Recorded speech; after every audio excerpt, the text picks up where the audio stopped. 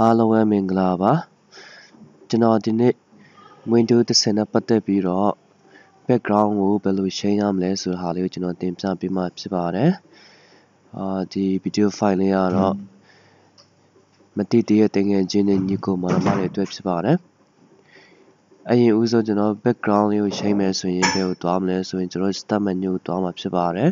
start menu လေးကိုပေါ်မှာကျွန်တော်တို့နှိပ်ချလိုက်ပါ start menu ကိုနှိပ်ချလိုက်မယ်ဆိုရင်ကျွန်တော်ဒီဟာလေးကိုပေါ်လာမယ်ဒီ box လေးပေါ်မှာကျွန်တော်ဘယ်ကိုသွားမလဲဆိုရင် setting လေးကိုသွားမှာဖြစ်ပါတယ်ကျွန်တော် setting လေးကိုနှိပ်ချလိုက်ပါ setting လေးသွားလိုက်မယ်ဆိုရင်ဒီလိုဟာလေး box တစ်ခုနောက်တစ်ခုပြန်ပေါ်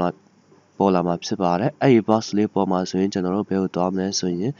personalization ကိုသွားမှာဖြစ်ပါတယ်ကျွန်တော် personalization ပေါ်မှာနှိပ်ချလိုက်မယ်ဆိုရင်ဒီ background လေးဆိုတာလေးပေါ်လာပါတယ်ဒီ background လေးပေါ်လာတဲ့အခါကျတော့ကျွန်တော်တို့ကြိုက်တဲ့ပုံလေးကိုဒီမှာရွေးလို့ရပါတယ်ကျွန်တော်ဒီပုံကြိုက်မယ်ဆိုရင်ကျွန်တော်ရွေးလိုက်ပြီးကြည့်လိုက်မယ်ဆိုရင်ဒီပုံလေးကပေါ်လာပါပြီကဲကျွန်တော်ရဲ့ background လေးကိုချိန်သွားဖြစ်ပါပြီ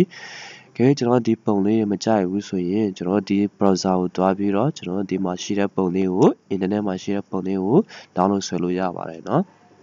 နောက်ဆိုကိုကြိုက်တဲ့ပုံလေးကိုကိုတင်နိုင်အောင်ဖြစ်ပါတယ်နောက်တစ်နေ့ကတော့ကျွန်တော်ဒီအမြန်ဆုံးတွားချင်တယ်ဆိုရင်ကျွန်တော် right click လေးကိုနှိပ်လိုက်အောင် my screen ပေါ်မှာ right click ကိုနှိပ်လိုက်ပြီးဆိုရင်ကျွန်တော် personalization ကိုတွားလိုက်မယ် personalization ကိုတွားလိုက်မယ်ဆိုရင်ကျွန်တော်ခဏဆိုတဲ့ပေါက်လေးခဏပြန်ပေါ်လာတာပဲเนาะ background လေးပြန်ပေါ်လာမှာဖြစ်ပါတယ်ဒါဆိုကိုကြိုက်တဲ့ပုံလေးကိုဒီမှာရွေးနိုင်ပါပြီဒါဆိုရင်ကျွန်တော်ဒီနေ့ screen ကိုဘယ်လို share ရမလဲဆိုတဲ့ဟာလေးကိုကျွန်တော်တင်ပြသွားမှာဖြစ်ပါတယ်เนาะအားလုံးပဲကျေးဇူးတင်ပါတယ်